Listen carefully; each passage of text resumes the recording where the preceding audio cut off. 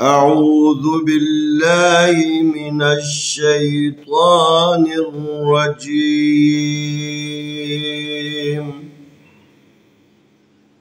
بسم الله الرحمن الرحيم.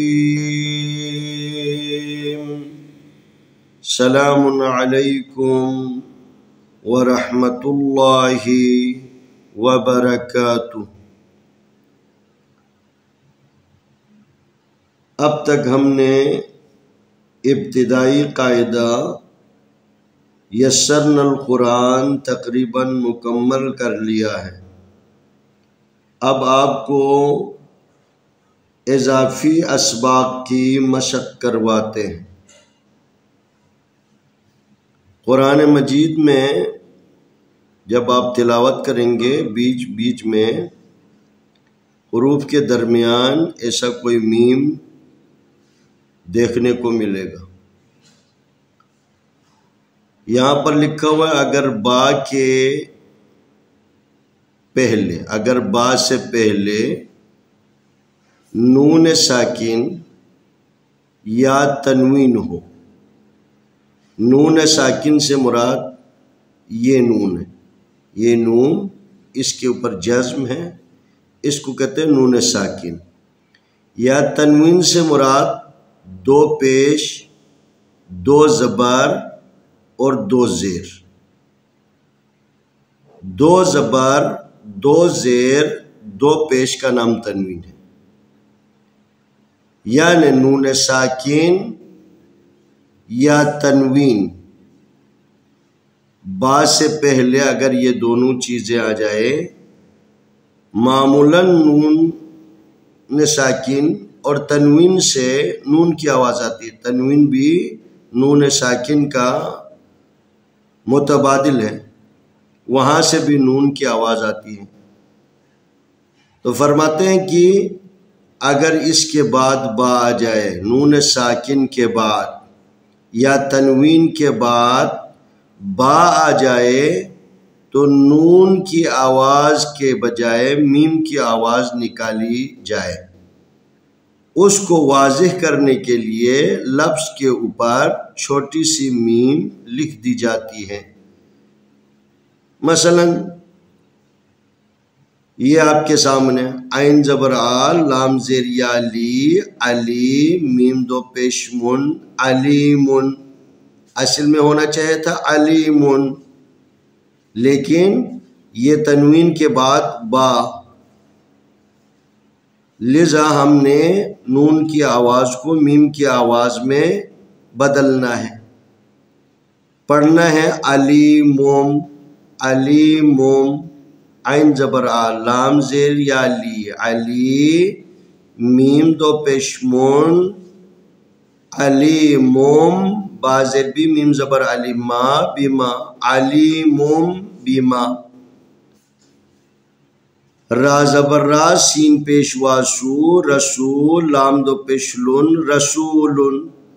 لیکن اس تنوین کے بعد چونکہ با ہے لذا ہم نے نون کی آواز کو میم کی آواز میں تبدیل کر کے پڑھنا ہے. رسولم بیما، رسولم بیما. با زبر با، صاد زیر یا سی، بصیر، را دو پیش رن، بصیرن. یہاں را کے اوپر تنوین ہے اور اس کے بعد با ہے، لذا ہم نے نون کی آواز کو میم کی آواز میں بدلنا ہے. بصیرم بیما، بصیرم بیما. میم زیر نون من، با زبر عین با، من با، دال زیر دی، من بعدی.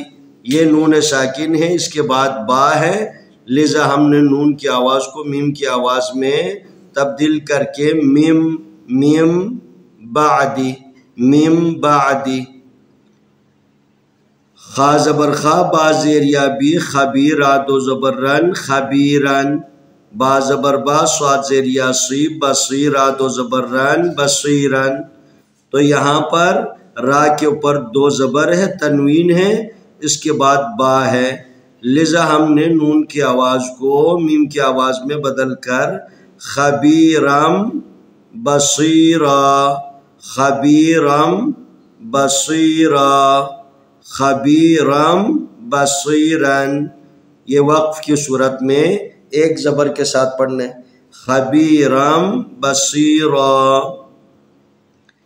حاضر لام حل لام دو پیش لن حلن، بازر بی ہا کھڑی زبر ہا بہا دال زبر الف دا بہادا، یہاں پر تنوین کے بعد با ہے، لذا حلم بہادا حلم بہادا، یہاں پر بھی الف زبر نون آن، یہ نون ساکن ہے، اس کے بعد با ہے، الف زبر نون آن با کھڑی زبر با انبا حمزہ پیش او انباؤ، تو یہاں پر نون کی آواز کو میم کی آواز میں تبدیل کر کے انباؤ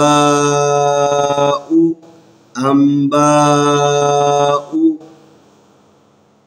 یا زبر نون ین با پیش وابو ینبو آئندہ زبر ان ینبو ان، جس طریقے سے لکھا ہوا ہے ایسا ہونا چاہیے، لیکن چونکہ نون ساکن کے بعد با ہے لذا ہم نے نون کی آواز کو میم کی آواز میں بدلنا ہے، پڑھنا ہے ینبو ان ینبو ان ینبو ان۔ یہ دیکھو یہ واو حروف مدی میں سے ہے، ہم نے پہلے بھی عرض کیا ہے حروف مدی الف واو یا، اگر یہ ساکن ہو اور اس سے پہلے مناسب حرکت آئے تو ایک الف کے برابر اس کو کھینچنا ہے، تو یہاں پر واو حروف مدی ہے میں سے ہے ساکن ہے، اس سے پہلے با کے اوپر پیش ہے، لذا ہم اس کو ایک الف کے برابر کھینچیں گے، ینبو ان ینبو ان۔ سین پیش نون سن با پیش بو سن بو لام کھڑی زبر لا سن بولا تا دو زیر تین سن بولا تین، لیکن یہاں پر نون ساکن ہے، اس کے بعد با ہے، لذا ہم نے نون کی آواز کو یعنی میم کی آواز میں تبدیل کر کے سم بولا تین سم بولا تین سم بولا تین، الف زبر نون ان با زیر بی ان بی یا زبر الف یا انبیا حمزہ پیش او انبیاء، لیکن نون ساکن کے بعد با ہے لذا ہم نے نون کی آواز کو میم کی آواز میں بدل کر انبیاء انبیاء، ایک دفعہ پھر تکرار کریں گے، علیم بما علیم بما علیم بما رسول رسول بما رسول بما بصیر بما بصیر بما من بعد من بعد من بعد خبیرا بصیرا خبیرا بصیرا خبیرا بصیرا، حلم بهذا حلم بهذا حلم بهذا، انباء انباء، کیونکہ واو کے اوپر بھی کوئی حرکت نہیں ہے، الف کے اوپر بھی کوئی حرکت نہیں ہے، لذا ان کو نہیں پڑھنا، انباء ینبوعا ینبوعا ینبوعا، سنبلات سنبلات سنبلات، انبیاء انبیاء۔ انشاءاللہ آنے والی ویڈیو میں ہم اگلا سبق پیش کریں گے۔